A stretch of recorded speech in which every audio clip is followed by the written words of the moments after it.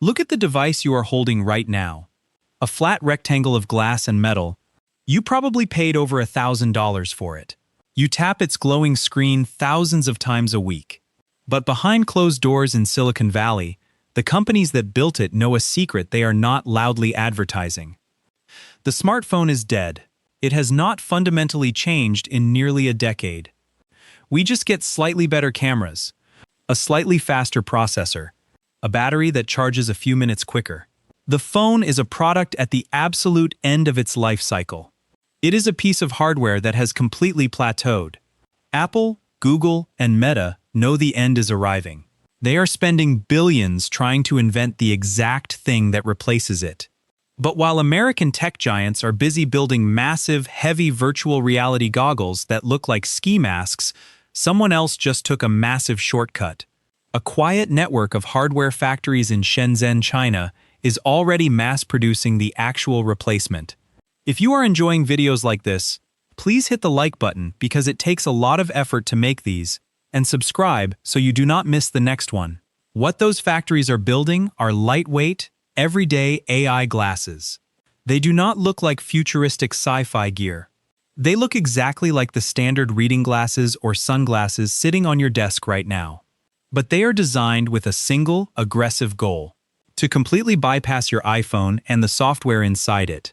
This is not just a story about a cool new piece of consumer technology. It is a story about the largest economic shift in modern history. The smartphone is the absolute foundation of the United States tech economy. Well, Apple and Google control how the entire world accesses the internet because they control that flat piece of glass in your pocket. If a Chinese hardware company wins the race to put smart technology on your face, the rules change overnight. The trillions of dollars currently flowing through American app stores and operating systems could dry up. The tech war is no longer about who makes the fastest phone. It is about who makes the phone completely irrelevant. And right now, the companies in Shenzhen are moving much faster than anyone in California expected. The race to replace the screen has officially begun, and the winner takes all. When was the last time you felt a genuine rush of excitement unboxing a new smartphone? For most American consumers, it was probably years ago. Upgrading no longer feels like you are holding the future in your hands. It just feels like paying a heavy $1,000 tax simply to keep your daily apps working properly.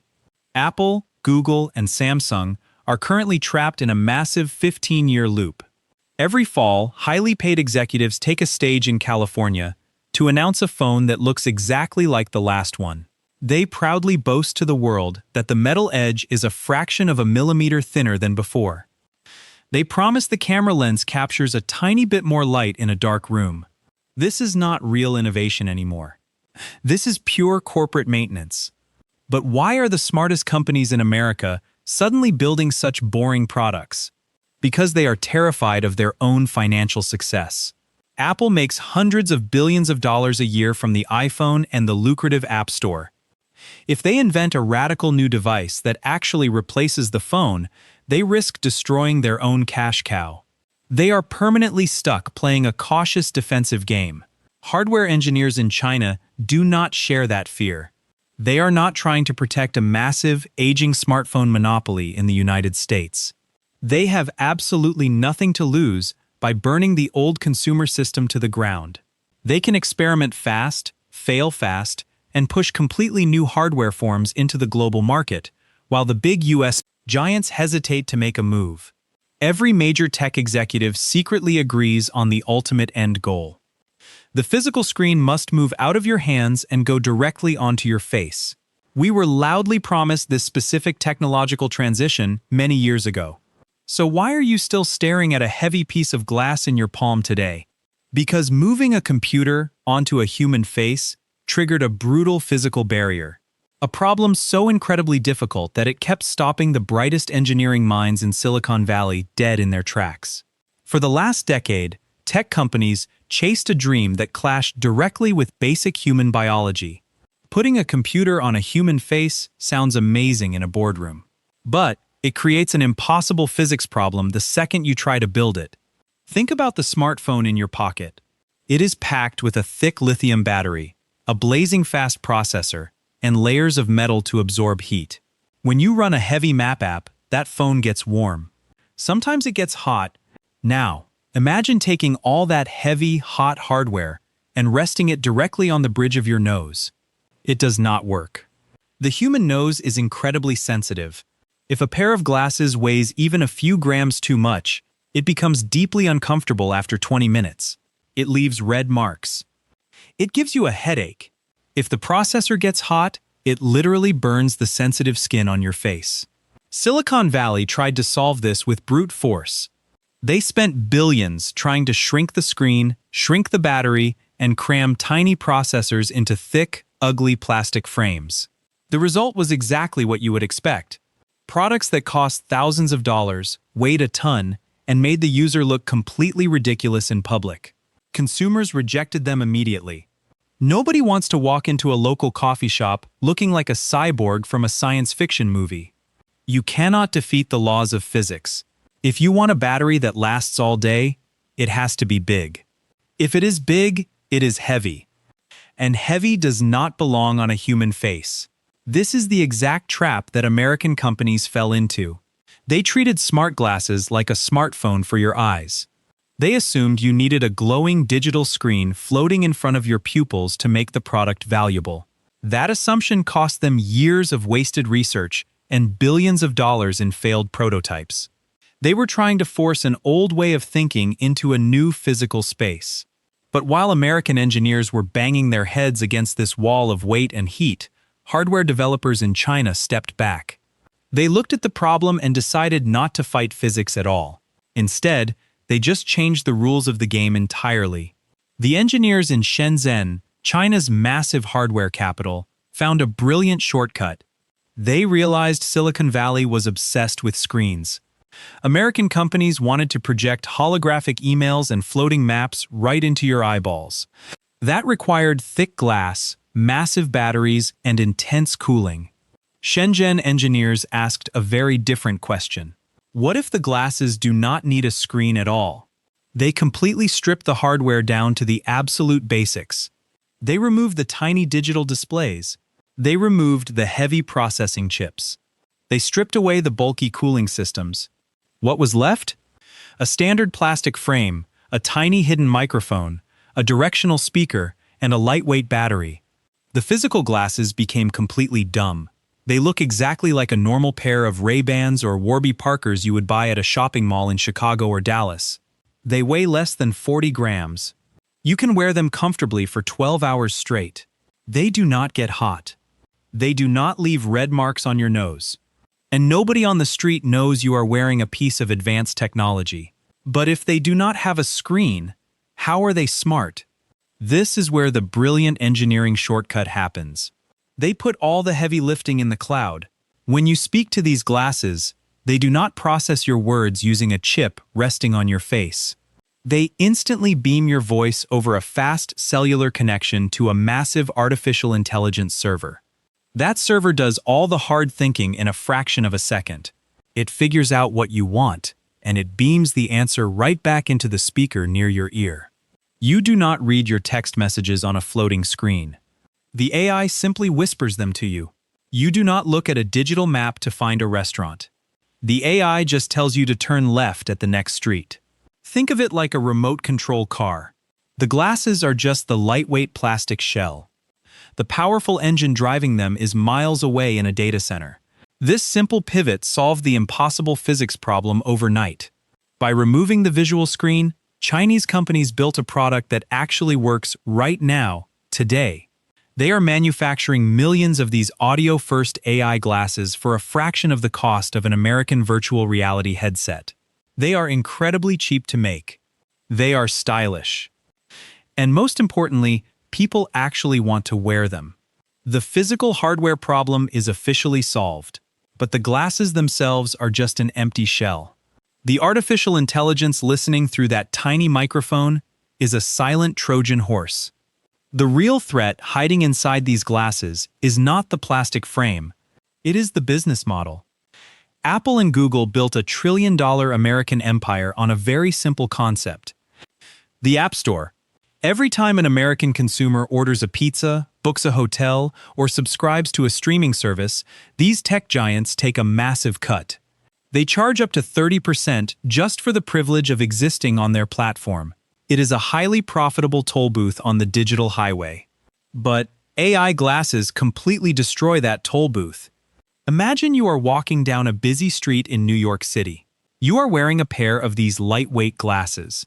You need a ride to the airport. Right now, you stop walking. You pull out your iPhone. You unlock the screen. You visually scan for the Uber app, open it, and tap a button. Apple controls that entire physical interaction. With AI glasses, that clunky process vanishes. You do not stop walking. You simply speak out loud. You say, "Get me a car to JFK." The artificial intelligence inside your glasses hears you. It talks directly to the internet in the background. It finds the car, books the ride, and pays for it using your linked card. A few seconds later, a calm voice whispers in your ear that the driver is 3 minutes away. Notice what just happened. You never pulled a phone out of your pocket. You never looked at a glowing digital screen.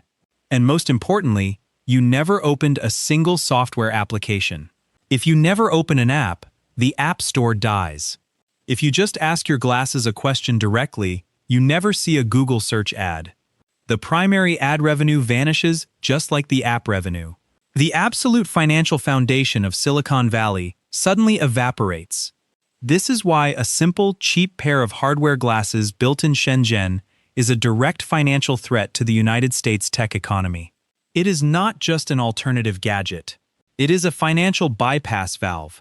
It reroutes the American consumer entirely around the massive tech monopolies that have controlled our internet habits for 15 years. If foreign hardware makers win this race, they own the new operating system. They become the new gatekeepers. The software inside these glasses successfully cuts the cord between the user and the smartphone screen. The hardware is incredibly cheap to manufacture, but the direct access it grants is priceless.